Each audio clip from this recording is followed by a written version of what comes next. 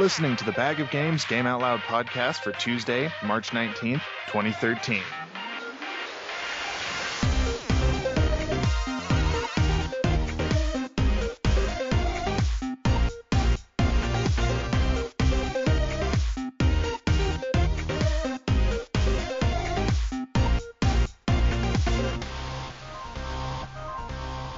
Hello and welcome to the Bag of Games Game Out Loud podcast. I am your host, Rob Peterson, and with me today I have the raucous Ryan DeBrawl. Great to be back. Always good to have you, Ryan. And also with us, I have Fallout 3, Colin Cooper, that's his name. Is that it? I think that's my name. Colin Cooper. That's it. Yeah, it's Colin Cooper. Hi, guys. Chucky Charlie's. Willy Wonka and the Chocolate Factory. That's it. Inside joke. And moving on. Wait. So, what's going on, guys? How you doing? Pretty damn good. Good. So on this podcast, we talk about video games. Oh. Yeah. Oh, I'm sorry. I'm on the wrong one. Click. Oh. Yeah. Does Skype make a click noise when you hang up? It does. It goes bloop. Oh, no, that's Steam. So sometimes when someone accidentally hangs up on me on Steam, I get kind of offended because it does like the stereotypical click sound. Like, oh, well, fine. Hang up on me then. Yeah. But anyway, so let's start with you, Ryan, because you haven't been on in a while. What have you been playing lately? Not too much this week, but I did get kind of obsessed with the game, and I kind of forced you guys into trying it out too, at least you and Jordan. Star Conflict. It's a free game on Steam. It's basically just a space dogfighter, online space dogfighter, and it is just the most incredible amount of fun. You know, I couldn't suck you guys in, but I contacted a friend, and him and I got on last night, and we played this game for 4 hours, and it is just the funnest thing in the world. I guess the real strength of the game is its surprisingly unique and entirely original control scheme. With most dogfighter games, whether they be planes or space fighters, the problem with those games is you're chasing this guy around, and then they do a 180, and they come at you and they go zoom right out of your viewport, and you're like, oh, well, I'm screwed. So you start rotating. And by the time you get around to where you think that they showed up at, you go boom, and they're gone again. And so and the whole game just basically becomes you traveling around in a moving turret, and it's just kind of crappy. Yeah, but like old Star Wars games, like the what was the one on Nintendo 64 that was really like that? Rogue Squadron? Yeah, Rogue Squadron. Yeah. Yep, it's kind of been it goes for any. I know the Freelancer games, Starlancer games, Xbox had Crimson Skies. That was an excellent not flight simulator, but dogfighter game, and it was the same sort of thing. As soon as they get out of view, that's it. You just rotate blindly following a little red arrow on the side of the screen. But the big difference with Star Conflict is it's kind of like you're always viewing your ship no matter what, so you can rotate 360 degrees around your ship, either in the horizontal or vertical axes. And whatever direction you're facing is the direction you go. So if, say, you swing your camera around to face your cockpit and push W to accelerate, he'll spin around 180 degrees and head away from you.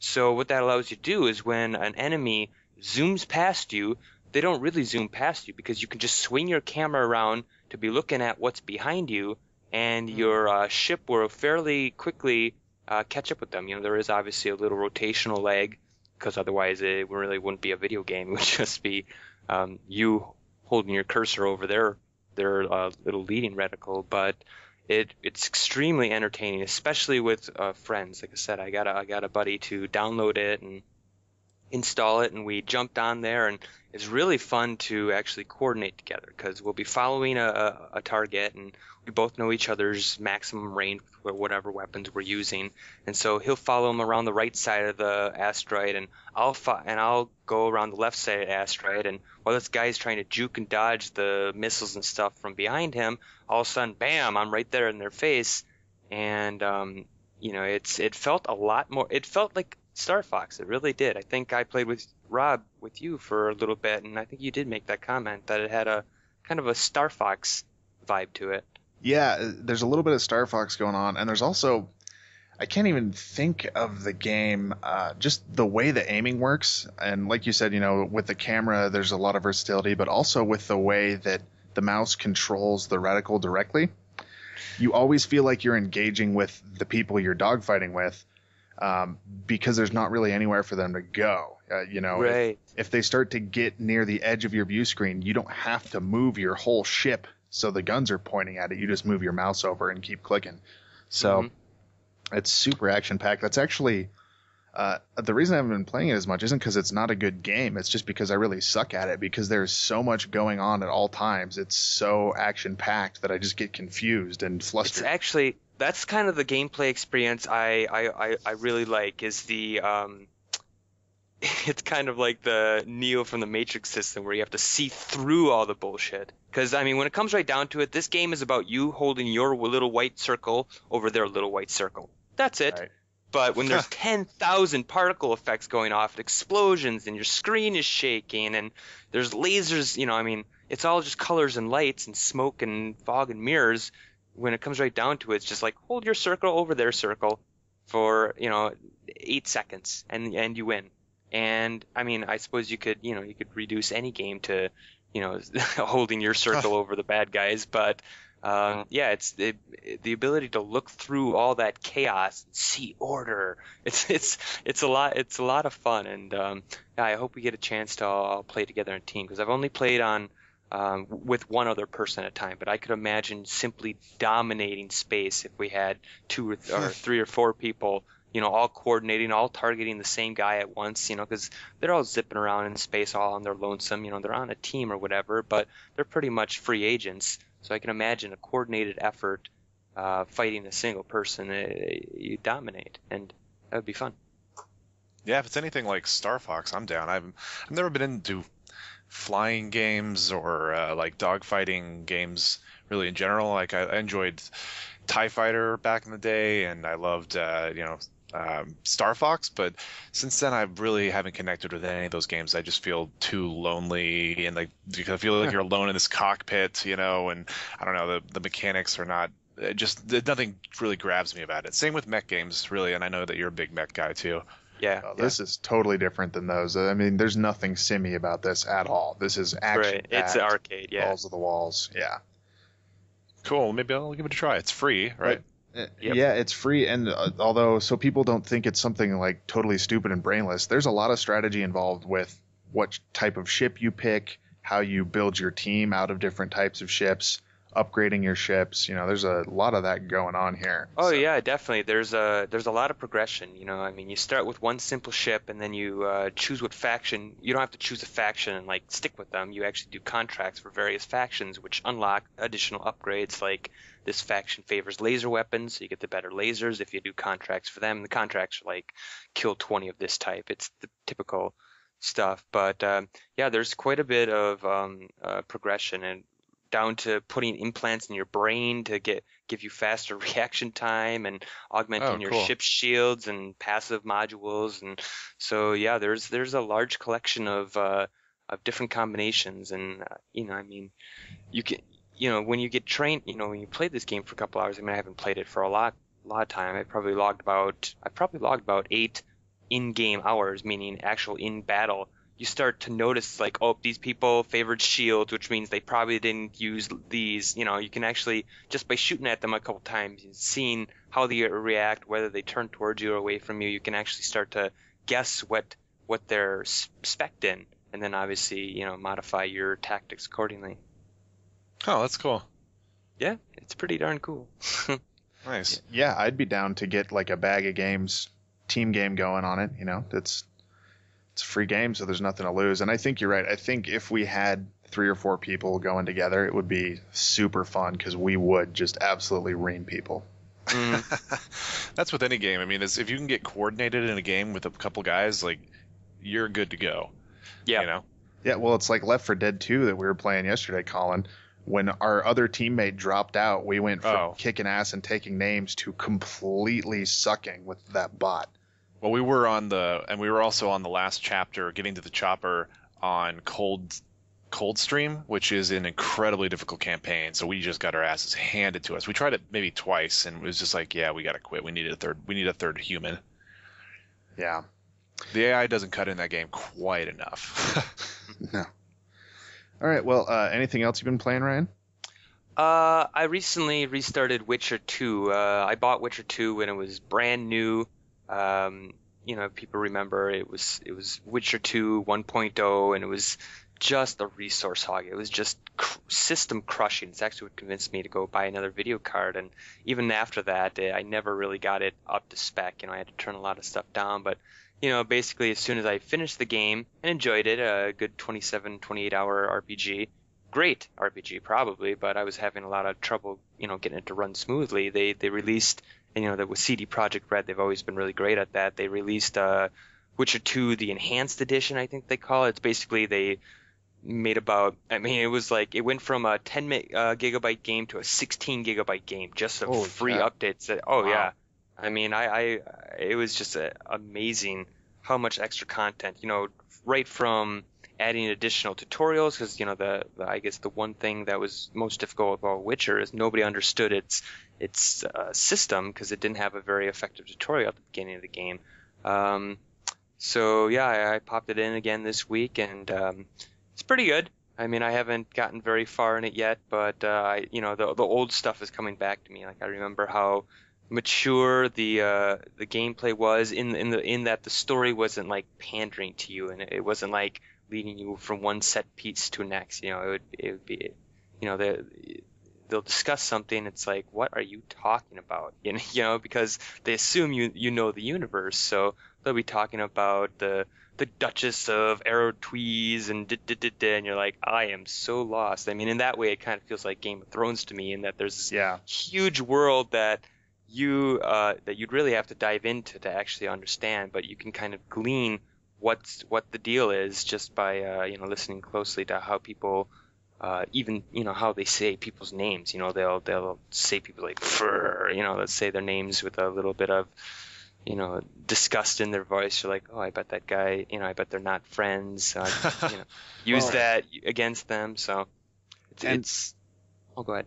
Oh, I was just going to say, it's funny that you mentioned Game of Thrones, because what little I've played of The Witcher really makes me think of the comparison between Game of Thrones and other fantasy. Witcher feels like the Game of Thrones of computer RPGs.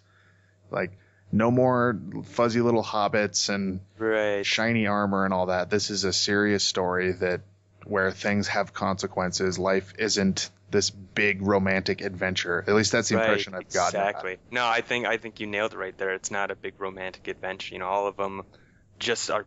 All those other fantasy ones are just basically ready to become Disney rides. Right. Where it's nothing. Even scary. Even like Skull Castle, where it's supposed to be menacing. It's like, come on, this is silly. Whereas in Witcher, they don't try to, it's like, oh, this is evergreen forest, or this is dusty dune desert. Like, come on. The dark wizard is gathering his forces across the hill. Yeah. Are you talking about Witcher 1 or 2 though? Oh, 2. Again, okay, yeah. I guess the most important thing, if you've ever played Witcher 1 and you haven't played Witcher 2, forget Witcher 1.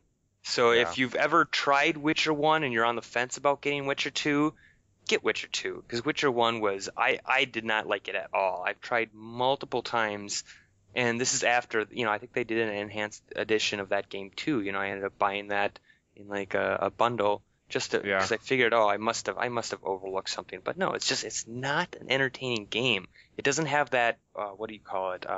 Fun. It's not fun. It's just, I don't enjoy I hate playing it when they don't put that in games. I know. You'd think they'd get that by now. Well, the combat system's just silly in that game. I've never been able to understand what the thinking was on that. Yeah, like wolf mode and like cat mode or something. Weird just the sword swings, the timing of the swords. Oh, it's weird.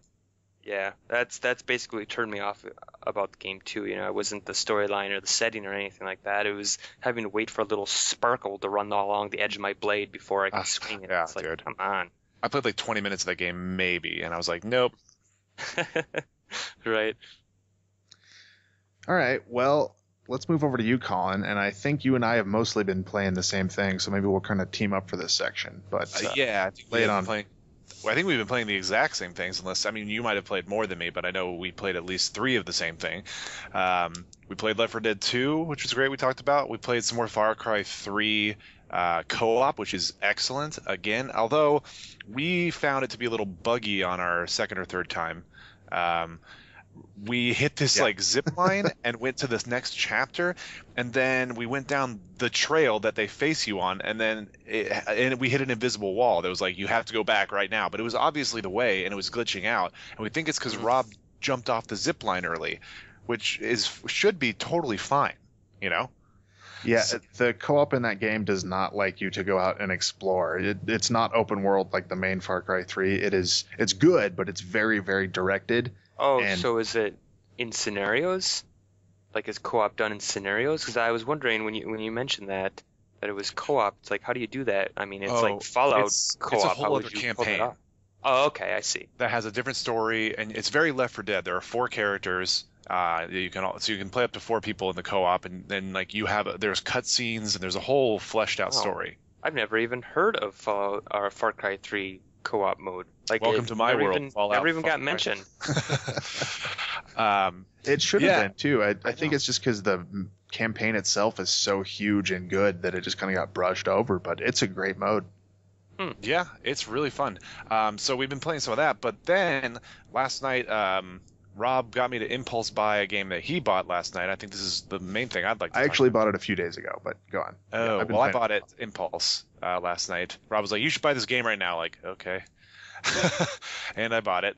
Sword of the Stars. Okay, I'm glad. I've been looking at that. It's like, I remember Sword of the Stars. Wasn't that a 4X space game? Yes. This is a totally different deal. Yeah, then I looked at the screenshots, like, what am I even looking at?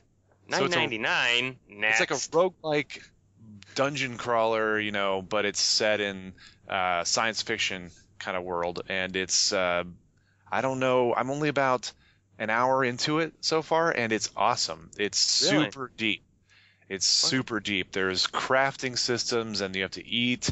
There's lock picking. There's and also terminal. It's turn-based, which is worth mentioning because a lot of roguelikes aren't, and that just makes it even more hardcore because every time you move your character or do something, the enemies can move toward you. Sure. Right, but then you have plenty of time. Like, the game's essentially always paused unless you take an action. So you always have them to, like, kind of collect your thoughts, go to your inventory, do what you got to do, eat, or heal up. But you can fail at healing.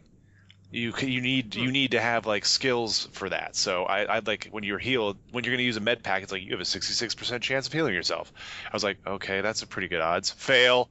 Yeah, it's really reminiscent of Fallout in not only that it's turn-based, but the way skills play in so heavily into everything you're doing, and the way the odds kind of stack up. Right, and I assume you roll a character, or no, I see you had archetypes, didn't you? Like a pilot and an engineer.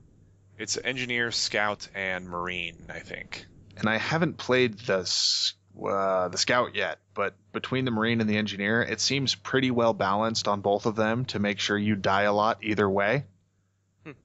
So, what exactly is the setting? Like, is it a derelict ship, complex, or like a? It looks like levels, like the levels kind of that you would do in StarCraft 2, you know, where you go, we didn't have a base, kind of.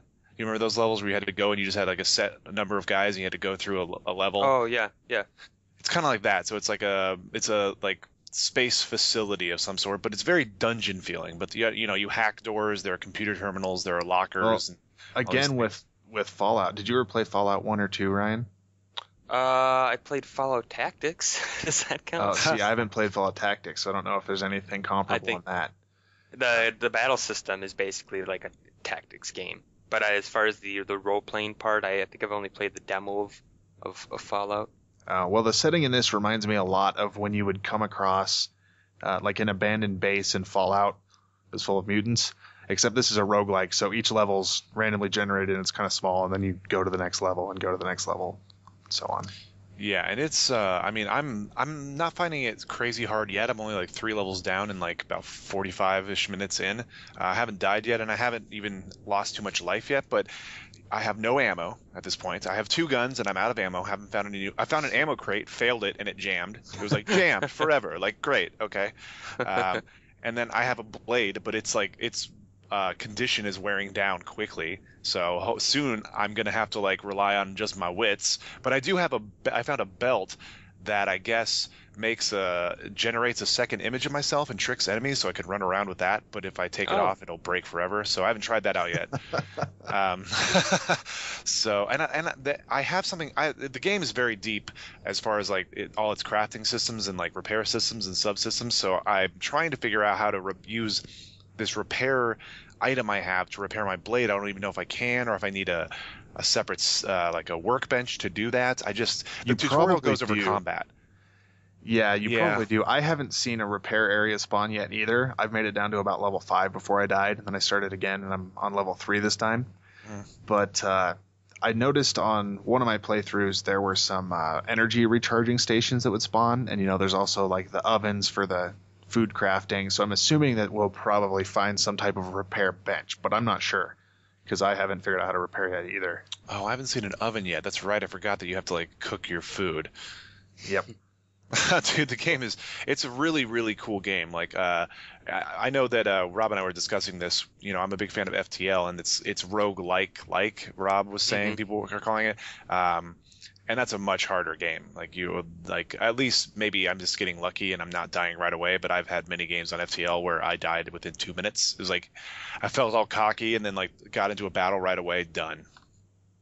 Yeah, the main problem with this one where you'll die suddenly and without any type of recourse at all or strategic way of getting out of it has to do with when you fail doing something, like you try to disarm a bomb and it says you have an 85% chance of doing it and you hit the 15% and it blows up. Or if you set off a trap that's really gnarly, like a blindness trap, sometimes you'll be blind for 30 rounds. But another interesting thing about this game is everything's random. So a weapon upgrade could be good or bad. You could set off a trap that heals you instead of hurting you. Oh.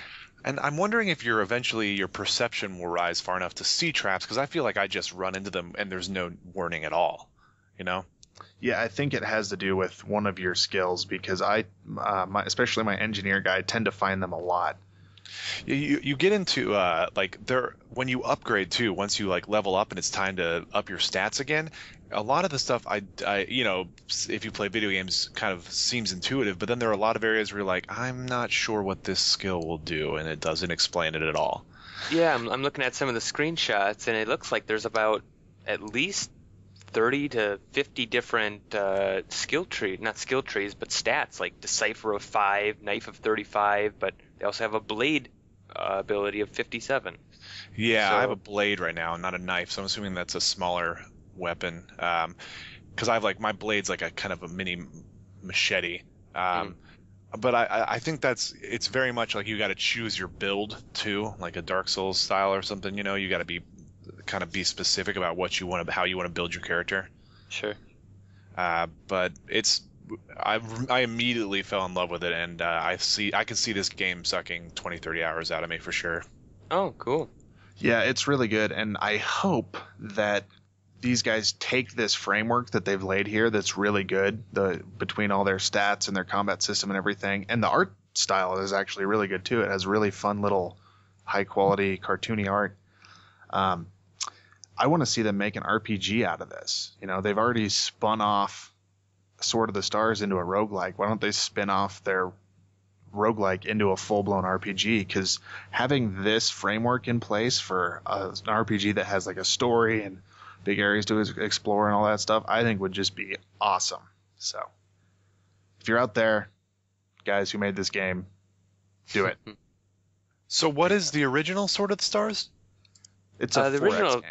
Yeah, where what is it? Expand, explore, exterminate. It's basically yeah, more like a home world or a What's the other famous space one?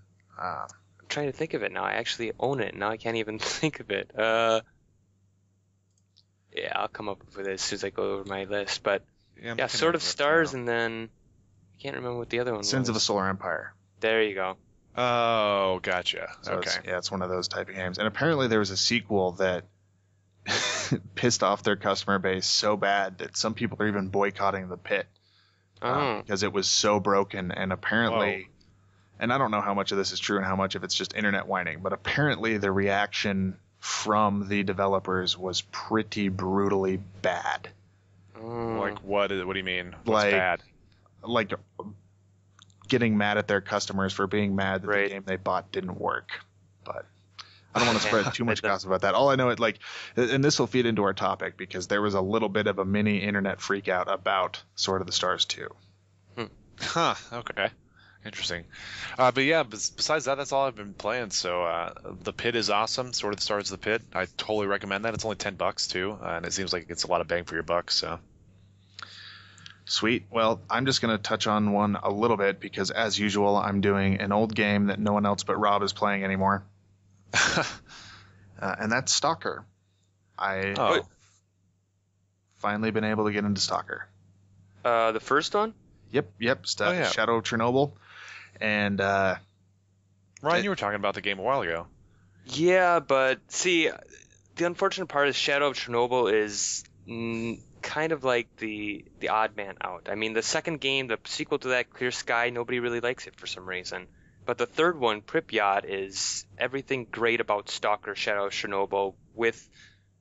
I mean, they're both basically the same game, so I'd be interested to hear your opinions on them. But if you're not too deep into Shadow of Chernobyl, I'd say jump ship and go right to Pripyat, because that's where it's at. well, I think I'll probably do both because now that I finally have this game working at a level that it's playable, I just have had so many technical problems getting it to run. I've had it for like 3 years at this point. It is really good. I mean, it is everything I like about a game. First person, fully immersive world, highly simulated, and it's incredibly deep. It's very difficult, brutal, and Yep. I mean, one of the big things about the Stalker universe is they invented something they call A-Life, where they're able to track over 1,000 individual entities within the game, and these entities live without you. It's not, I mean, so you'll walk out of town and there'll be a pack of wild dogs chasing, a mutant pig, and that won't happen every time. It's not a scripted sequence. It's these actual fully developed, not fully developed, but obviously much more deeply developed social structure interactions between NPCs. So, one time you'll press reload a save and there'll be bandits attacking a village, and then you'll reload the save and the bandits accidentally wander into a minefield, which spooked the wild dogs, who then come charging at you to get away from. It's like it's a really amazing, as far as from the simulation perspective goes. It's really amazing to watch. It's basically a biosphere, an ecosphere, like. So you mean stuff is happening way far away from you that you would never see? Right.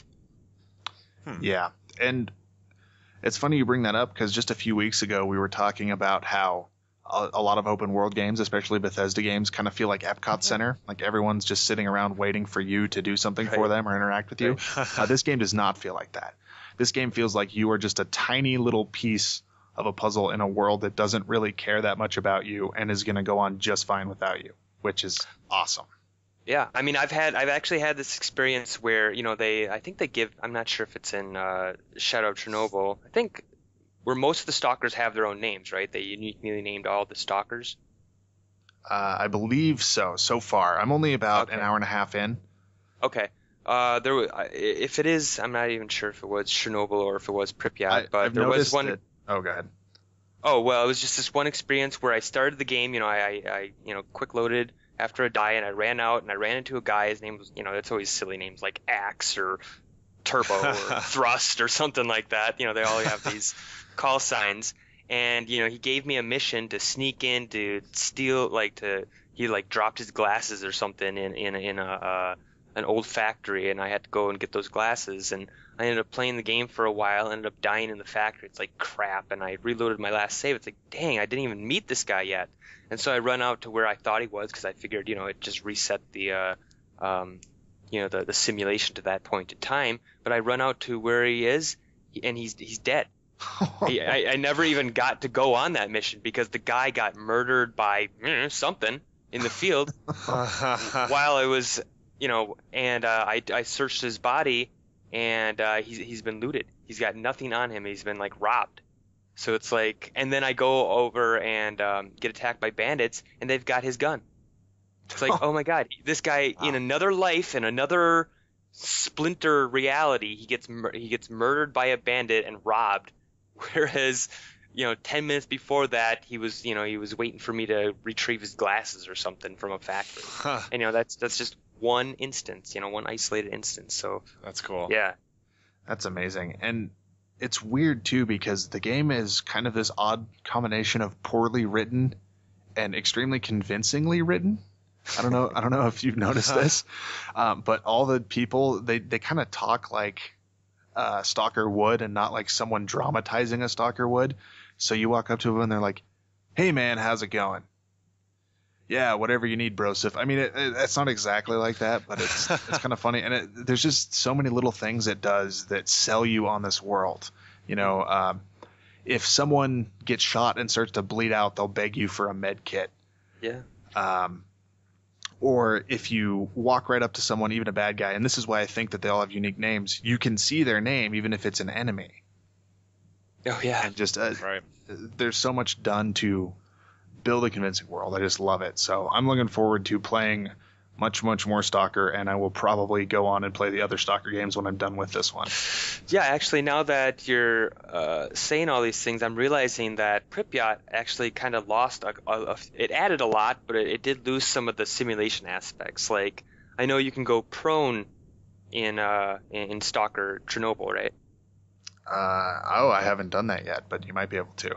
Yeah. Well, that is the funny thing about these Stalker games. Basically, every single button on your keyboard has a function. I mean, I believe the 6 button pulls out metal bolts for you to Yes. toss at into anomalies to because the anomalies are just they're mostly invisible. They're just basically like apparitions in the sky. So anomalies are obviously bends, tears in the fabric of reality, and that comes right out of the Stalker book that I was telling you guys about a couple weeks ago. Is Right. They would throw these bolts at, because they're conductive, so these like lightning storms would zap these bolts before they even hit the ground. So they'd basically map out by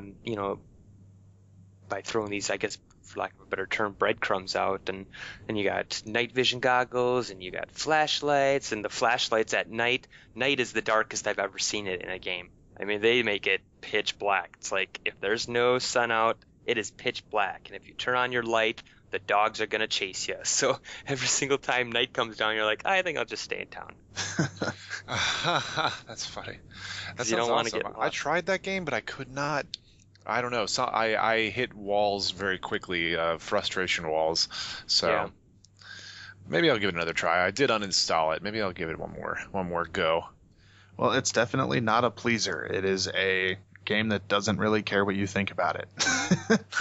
It's true. I describe it to a friend. It's like the hardcore Fallout 3. Yeah. It's like not just it's not just, oh, I got to use a stim pack and I've got 33 stim packs. No, there's probably only 8 health packs in the whole game. I mean, unless you sneak into an abandoned medical depot, and I mean, it's pretty great in all its aspects, but it doesn't hold your hand, and it doesn't apologize for being what it is. So yeah, it does have a very steep learning curve, and also kind of a steep enjoyment curve, because you start the game with like a rickety pistol with 8 bullets, and the thing jams on you. The lower, you got to repair all your stuff.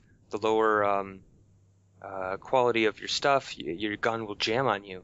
And it's got the bullet physics use bullet drop, like from straight up, like Arma 2 and those realistic shooters. So, I mean, in games, even Call of Duty or even in Quake or Unreal, all these games we get used to, well, if I aim at them and I'm accurate, I'll hit them. No, you have to take in wind into consideration and bullet drop and where you're hitting them and the fact. Is there a plot? Is this game winnable?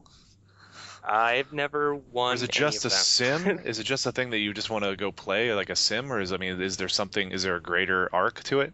There is a story mission. There is a like Skyrim or Fallout. There is a main storyline. Yeah, there's quests too. You can take. Yeah, but there's a lot of side quests to it. I've heard that one of the complaints about the game when I bought it, I looked up people's opinions on it. And one thing people said is that it's a great game, but it feels very empty when you're exploring. Like you don't like they feel like the exploring yields little of interest. Like there's no unique items. There's no like you'll go into a building and you'll explore the whole building and it finds nothing. And there's not really much contextual story there like to give either, like environmental story. Yeah, it's because it's more sim-like. It's less built to please you, like I said, and more built to be a space that just kind of exists as a space would in real life. Yeah. So it's definitely a game that leans more towards the reality spectrum. It does a lot of the things that Trespasser wanted to do with the way it simulates ecology and all those things Ryan was talking about. Mm-hmm.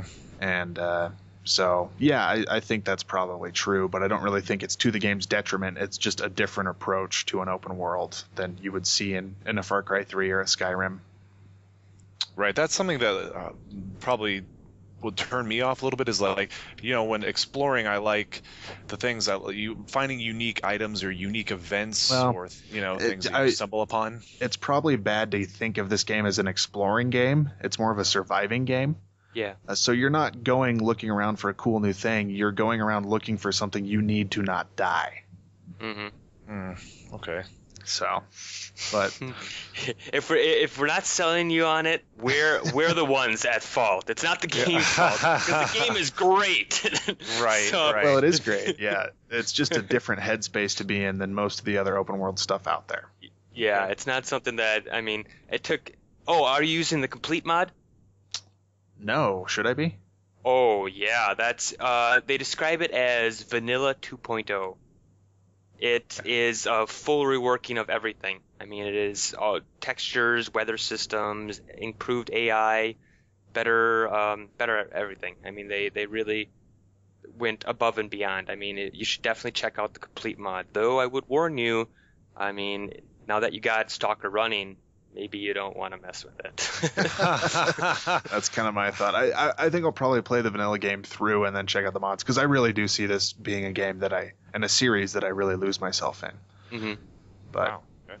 So on that note, we're going to go ahead and take a break, and when we get back, we will be discussing our topic, which is internet brouhahas, when the internet loses its shit over whatever the hot topic of the day is. So stay tuned for that.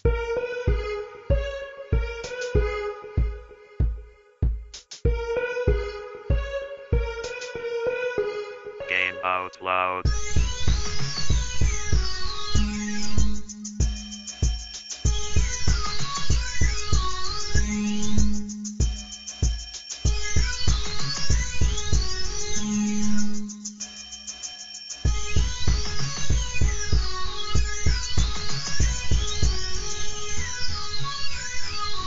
Game out loud. And we are back. So if you hang out on the internet at all, you might know that gamers are a little bit of a rowdy bunch. We're a little bit opinionated. If you piss us off, you will not need to ask us how we feel. You will know. And I just kind of want to talk about the effect on gaming that it has when the internet loses its mind over something. Be that the Mass Effect 3 ending controversy or the recent DRM problem with SimCity. I just kind of want to ask you guys, what do you think? Do you think it's a good thing when we bring down the wrath of God on those who have wronged us? Does it move us forward, or does it just make us look like juvenile idiots, or is it somewhere in between? I think it's a good thing. I think being active, I think there's a borderline that you can cross, obviously, but I think in general it's a good thing, because the gaming community with developers, it's like one big, totally messed up family. If you do something wrong, everyone's going to know about it. Nobody's going to go ever hide in their room, though. I think it's good because it opens lines of communication, and it lets developers know what we want. And if they don't give like a very active community, we pay a lot of money for their games. We talk to them about the games. They get a lot of feedback from us. We test games with them. We do, betas and alphas, and they get a lot of market testing from us, let alone like just money and the community aspect of it. So I think it's good to have that open dialogue between someone that's making the things that we want and the people making those. Okay, Ryan? Well, to me, it's just become a lot angrier, a lot meaner in recent years, and you could say maybe that is the community is just becoming a more less friendly place to be around. But I think honestly, it's just a symptom of the problem of the day and age we're living in, where we've basically given corporations all the power. We say we're going to boycott games, and nobody boycotts games, and we say we're not going to buy their next game, but then they surpass last year's sales for yearly sequels. So the fact that there is a lot more outrage on the internet when it comes to these disastrous launches and these controversies over always on DRM is the fact that we're kind of in a position where all we can do is complain. And once in a while you might be able to say we have a victory. I guess you could say the Mass Effect 3 when they redid the ending, they didn't really redo the ending, but they actually supplemented the ending just because people were so upset by it. You could call that a win, but I think that's really the exception to what generally happens is when a publisher or when a developer does something basically obscene that everybody hates, there really is no repercussions for it. So, it's good to be able to, voice your opinion, but generally, by and large, I don't think it's made a big difference in the way games are being developed or marketed or even sold. I think there's been a little bit of a difference, and I see that in the way DLC is functioning right now. We still have a lot of the unlocked on disc bullshit and all that, but it seems like it's been toned down a lot since in the post Mass Effect 3 world we're living in. And we know that it has an effect, at least on the developers, if not the publishers. I mean, I've heard, and this is a rumor, but I've heard that the reason that Ray Mazeika and the other guy's name escapes me at the moment, from BioWare, that the main reason they left was because the huge controversy and outcry upset them so much. So I think it does do something, and maybe a better place for developers to be and for publishers to be is to take it a little less personally and just see it as kind of some good feedback, product feedback to take into consideration. I think that's kind of how Valve does it. I know we fillet Valve a lot on this podcast, but they do really seem to understand that it's not a personal slight at them when people say mean things about them on the internet. It's just their customers trying to be heard desperately in some way. So, but what is the real problem? Is it that they can hear us now? Because it's not like we didn't say this before. I know guys who took their NES systems literally for a walk, took them out on the block and dragged them and threw them and broke them and pissed, yelling at games. You know what I mean? This isn't a new thing. We got a place to put our opinion now. So I feel like this is the best form of capitalism you can have. You have direct interaction from your market, either saying this is bullshit, you're not treating us right, because we will have podcasts about your games and we'll have websites and we'll do it all for free and we will promote your games because we love them so much. We're a huge part of your community. Don't do us wrong. We give you so much back beyond our money and the community. And look what we're doing right now. We're here not making any money, and we're doing this because of our love for video games, and we've promoted X amount of video games every week. When we say what we've been playing, we promote them. Sometimes we say what we think about them, and they're bad because some games are bad, but I think that's great direct market interaction, and I think it's perfect, the perfect form of what capitalism should be. It's the makers of the product listening and the people buying the products voicing their opinions. So on the topic of listening, more and more it's coming out that EA is not listening with this SimCity situation. They keep lying, and Rock Paper Shotgun's been doing a really good job of actual video game journalism, which is a phrase that gets tossed around a lot where it shouldn't be. But This is the actual real stuff. When a publisher is lying to consumers, is hiding the truth, is treating their customers like shit, and then getting indignant about the pushback. And it doesn't look like EA is changing at all. They just keep pushing that line harder and harder. Before they were saying that SimCity required internet connections because a whole bunch of the processing was done on the server side. And Right. now it comes out that that's completely false. So they just stopped talking about it. Now they're saying, well, listen, we're being transparent. You should stop being so mean to us, when they're being anything but transparent. It's like, maybe the developers want to listen to us and the smart companies, but do the publishers give a shit at all about these big brouhahas? I don't think so. I think any response that a giant corporation gives is because it's a calculated response. They don't realize their mistake and then go back and correct it because, they have thousands of QA testers and, they can basically determine what a game is going to get. I read an article a couple months ago about how basically they know what the Metascore is going to be before they even release the game, because they've had so much testing going on and internal audits and stuff like that. So they basically determine, can we get away with it? And it turns out almost assuredly they can get away with it because, EA makes the world's, worst companies list for customer support every single time somebody builds that list. It's always EA, it's always Activision, it's always Blizzard. And what are the top 3 video game companies in the world? EA, Activision, and Blizzard. Well, Activision and Blizzard are the same thing now, but they can get away with it, so they're going to get away with it. People can be indignant about it. They can, yell and scream, but more often than not, it just doesn't work. And, we talk about boycotting and paying with your wallet like it's some new idea that it's like, oh, I've got, like this is the solution to all our problems.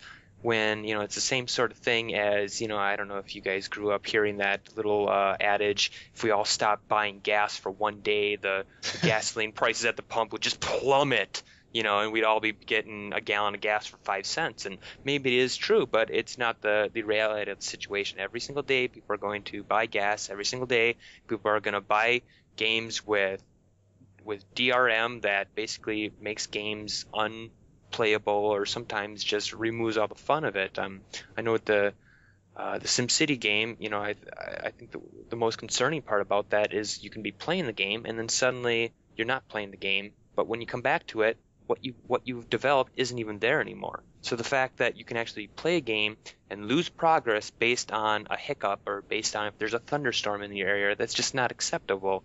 It's completely unacceptable in the fact that we've been playing MMOs now for, I don't know, at least almost 20 years now. I used to play Asheron's Call on a 56K modem, and yes, it had lag and stuff like that, and that's just the nature of the beast. But the fact is, if MMOs can be online for decades, why can't a game launched by a multi-billion-dollar corporation work on day one?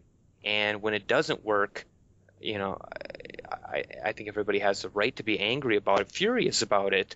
It's just that, it's an impotent rage. It doesn't change anything. Is it though? Because, we don't maybe look at it the whole picture here. When there's an uproar, I'm sure the stock price moves of a given company, right? I'm sure people get fired over stuff like this. These are we think of these companies as a literal evil empire sometimes, which is ridiculous. This is a bunch of people looking to make money, looking to make the best profit and address a community and get them what they want still. They're just really bad at it because they've got themselves wrapped up in corporate structure, and that I feel like Valve, God damn it. They're what they're doing, or maybe be doing with community generated content and really starting to push that. I think in the long run, we're going to see much more of that. Indie games have become much bigger. There is another market out there. There are places to go. We don't have to go through those companies, and they know that. We're looking in a day and age where Kickstarter is becoming the preferred medium for developers, almost. People that they're for tired. Anyone, dude. Yeah, they're tired of publishers ruining. Oh yeah, Veronica Mars just made millions of dollars in 24 hours. Bullshit, by the way. I know. But think about that. Warner Brothers like, doing a Warner Brothers Kickstarter. owns that. I know. Warner Brothers owns that. Although it was done by the actress and the creator, I guess, did it, and Warner Brothers was like, fine, if you can get it funded, essentially. But yeah, they own it, so they're like, if it does well, they're like, great, thanks. Yeah, exactly. So it's a horrible gulag that we find ourselves in, because I don't see a. Actually, I did read something when I was actually doing research for this podcast here. Interestingly, we have to talk about boycotting and how it doesn't work. When it really comes down to it, SimCity now today as it is, it's kind of fine. Apparently, they've corrected a lot of the issues, the server issues. They did jump on it, and probably because of a lot of the outrage. So, yay, gamers, we won, because now the product we bought works. But the real solution would just be to hold off. Don't buy into day one DLC. Don't buy into season passes. Just when a game gets released, go play something else for a week or two. And when you come back, you can. That's tough to say. I mean, exactly. Wrong, we feed into each other. I mean, I know BioShock Infinite's coming out, and I'm damn right. day one. Hold on, sorry. Damn right. I don't think we can let these guys have it both ways. You can't encourage everyone to pre-order the shit out of your game and then not have it work at launch. There's a very insane. Absolutely. The first few weeks of sales are the most important. It's like, I'm just gonna throw a statistic out. This isn't real, but say 90-80% of all your profits that you accumulate is going to come in the first month of your launch, and that's also where all the trouble is. So, maybe they have that like insatiable need from the community or from the consumer to get the product too, and a developer is being, like kind of tapped on the shoulder by the producer who like funded a lot of it, being like, come on, get this out the door, we're losing money, we have stock prices, we have shareholders here. So I think anytime you have shareholders, that just kind of ruins everything, first of all. It seems like but I don't know, as far as like things being a disaster on day one, I mean, the best example I can personally think of is Rage, right? There wasn't really an upset about that. I mean, some people were mad. The forums had some posters, but it didn't seem like you had the kind of like petitions and boycotts and all that. People were just like, oh, this game's kind of broken. I don't know. I felt like there was a pretty big uproar with that, and I think it killed the game and kind of made it like not the success people thought it would be. Well, it definitely poisoned my thoughts on it. To this day, Rage does not function properly on my computer. I have horrible pop-in every time I move the mouse. Yeah. And I think there's a pretty decent game buried under there, but I'm not buying Rage 2, and I'm looking at Doom 4 with a large amount of skepticism. It hurts the company's brand. It really does. Like, these companies are not immortal, and they are not like they can be scathed. Like this is something that can hurt a brand. Brands can be hurt and brands can go away. I mean, hell, dude, look at Dell. Remember Dell? I mean, they're still gigantic, right? But dude, you're getting to Dell. Remember that? That was like it was the biggest computer brand in the world, and now it's Apple, because brands can change, brands take over each other. It's corporate warfare too. They're also warring against other companies, Well, and so I've been trying to think of an example of when an uproar caused an immediate fix, and a company that shall not be named released a game called Portal 2 that came with a hat store. And everyone went, all right, hold the phone, Valve. This is bullshit. And guess what? You have not heard another peep about since. They didn't keep shoving it down our throats. They didn't do anything of that. I think it's still in there, but they basically just let it go off to die because everyone was pissed off about it. So, and who's not getting any bad press anymore?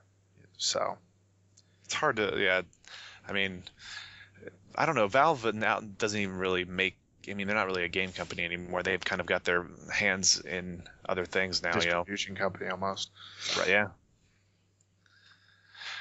But I don't know. I can't think of a really immediate fix, honestly. I don't think it's cost and benefit. You know what I mean? If 10 million people bought your game the first week, and it's like there's a couple parts that don't work very well on PC or something, it's like, yeah, the PC players are really upset about it, but we'll get to it. Well, they see that, and then they go, oh, well, there's just no market on PC for these types of games. It's like, right. They draw the wrong conclusions. Right. Well, I mean, those companies are looking at the big picture, which obviously it makes sense for them like to go more console because there's just the user base is so big, and like the way to get into it is cheaper. Like it's very expensive to get into PC gaming, so it's hard to. No, it's the opposite. It's way cheaper to get into PC gaming. Well, you console gaming you is mean the from path the of development least side or resistance. from the player side? I'm talking about from the player side. Oh, you mean to buy a console? Right. Yeah. So, I so thought this you is meant to develop for console. I was like, No. I'm talking about like from a company's perspective, they're like, well, people aren't going to invest in this really expensive machine, so we should put our weight behind this cheaper, more massive. moving off into different territory here. But I mean, who can read the mind of these corporations? And clearly, it's not working out that great for them because a lot of these publishers are going down the toilet. THQ's gone. EA fluctuates between massive losses and decent gains. Activision seems to be doing well, I guess, and Ubisoft. Although, sorry, I almost forgot. Ubisoft, perfect example of a success story here. For years, we railed against their shitty DRM and their broken games, and they finally capitulated. And as far as I can tell, Far Cry 3 didn't have anything. Far Cry 3 worked, fired up, still had Uplay attached to it, which was kind of annoying. But Uplay, it gave you a lot in there too. Actually, I was kind of starting to like it this week when I was looking at it because I opened it up and it's like you have a free 2 new levels for co-op. I was like, oh great, you have this new gun, this new da-da-da-da, all free. You didn't even know that you earned these, but here they are. I'm like, oh sweet, more content for free, great. yeah, so I think Ubisoft's a success story from internet whining. Now it doesn't quite go as far as Steam does, because it's like new content. Click here to download. You're like, oh great, and then it sends you to it opens up your browser and sends you somewhere. And as soon as it did that, I was like, god damn it, fuck this. But it works, and it's not the type of DRM we're used to seeing from them. Right. So, all right. Well, I think we've kind of covered that in a roundabout way. Does anyone have anything else they want to add? Ryan, you get the last word in here.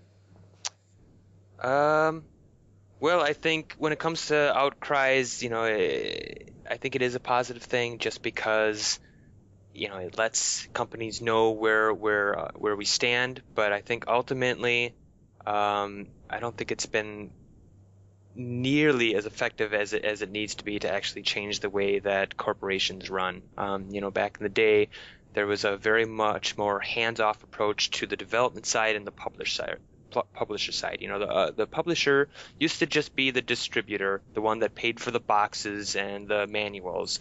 Now they have their hands in the development and they have way too much say on the creative side of things that it actually harms games. So I think it's going to get a lot worse until gamers actually can stand by what they say. If you say you're not going to buy any more EA games, don't buy any more EA games.